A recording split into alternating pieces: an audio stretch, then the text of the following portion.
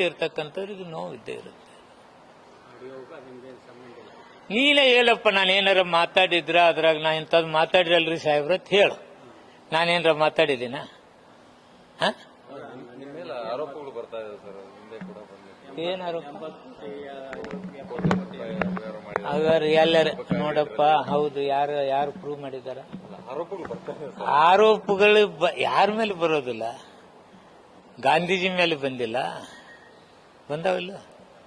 ಕೆಂಪೇಗೌಡರ ಮೇಲೆ ಬಂದಿಲ್ಲ? ಅವು ಆರೋಪಗಳು ಏನಾದ್ರು ನಿಜ ಆದವ?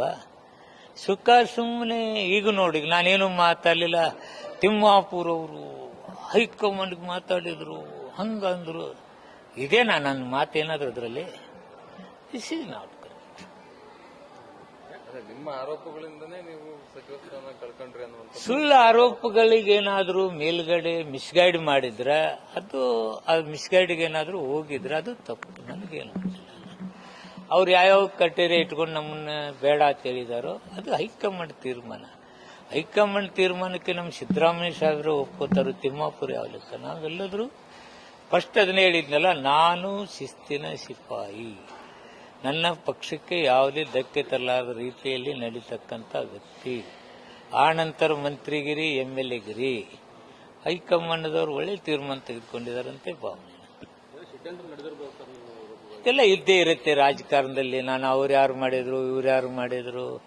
ಸಹಜವಾಗಿ ಒಬ್ಬ ಬೆಳೀತಕ್ಕಂಥ ವ್ಯಕ್ತಿಯನ್ನು ಚಿವುಟ್ ಹಾಕ್ಬೇಕು ಅನ್ನೋದು ರಾಜಕಾರಣ. ಇದು ಪೊಲಿಟಿಕ್ಸ್ ಈಸ್ ಪವರ್ ಗೇಮ್.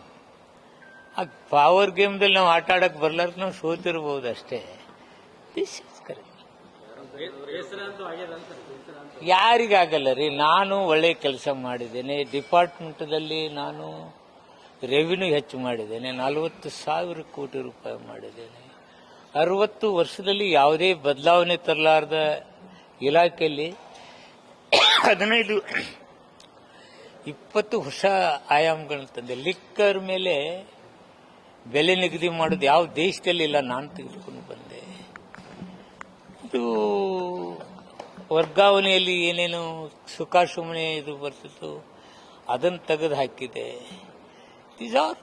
ನಾನು ಎಷ್ಟು ಹೇಳಬೇಕಂದ್ರೆ ಒಟ್ಟು ಡೀಟೇಲ್ ನಾನು ಬೇಕಾದ್ರೆ ಹೇಳ್ತಿದ್ದೇನೆ. ಕೆಲವು ಶಾಸಕರು ಕೂಡ ರಾಜೀನಾಮೆ ಕೊಡೋದಕ್ಕೆ ಮುಂದಾಗ್ತೀವಿ ಅಂತ ಹೇಳಿದ್ರು ಸರ್. ಅದಕ್ಕೆ DK ಕಡೆ ಉತ್ತರ.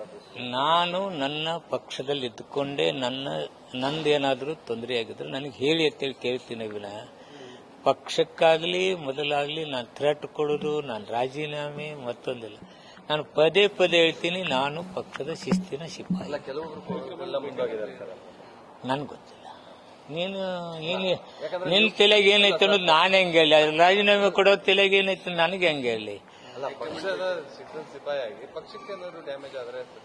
ಅದನ್ನೆಲ್ಲ ನೋಡ್ಕೋತಾರೆ. ಹೈಕಮಾಂಡ್ ಇದೆ, ಹೈಕಮಾಂಡ್ ಅದೆಲ್ಲ ಮಾಡ್ತಾರೆ. ಅದೇನೋ ಒಂದು ಆವೇಶದಾಗ ಒಮ್ಮೆ ಸಹಜವಾಗಿ ಎಲ್ಲರಿಗೂ ಇರುತ್ತೆ ರೀ ಆವೇಶ. ಮತ್ತೊಂದು ಅಷ್ಟು ನಮ್ಮ ಮುಖ್ಯಮಂತ್ರಿ ಸರಳವಾದ ವ್ಯಕ್ತಿ ಅಲ್ಲ. ಅವರೆಲ್ಲದನ್ನು ಸಹನ ರೀತಿಯಿಂದ ಕರೀತಾರೆ, ಮಾತಾಡ್ತಾರೆ. ಅದೇನೇನು ಅಲ್ಲ, ಅದನ್ನು ಸರಿ ಮಾಡೋ ಕೆಲಸ ನಮ್ಮ ಮುಖ್ಯಮಂತ್ರಿ ಮಾಡ್ತಾರೆ.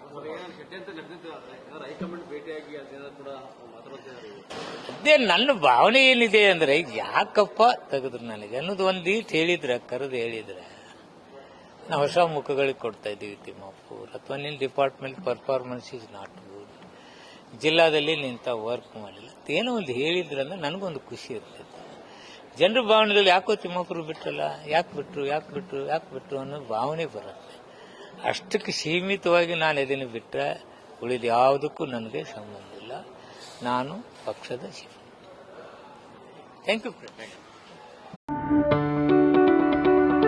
ಯಾವುದೇ ಸುದ್ದಿಯ ಅಪ್ಡೇಟ್ ಅನ್ನ ಮಿಸ್ ಮಾಡ್ಕೊಳ್ಬಾರ್ದು ಅಂದ್ರೆ ಈಗ್ಲೇ ಒನ್ ಇಂಡಿಯಾವನ್ನ ಸಬ್ಸ್ಕ್ರೈಬ್ ಮಾಡಿ. ನಿಮಗೆ ಬೇಕಾದ ಭಾಷೆಯಲ್ಲಿ ಎಲ್ಲಾ ಸುದ್ದಿ ತಿಳಿಬೇಕು ಅಂದ್ರೆ ಒನ್ ಇಂಡಿಯಾ ಆಪ್ ಅನ್ನ ಡೌನ್ಲೋಡ್ ಮಾಡ್ಕೊಳ್ಳಿ.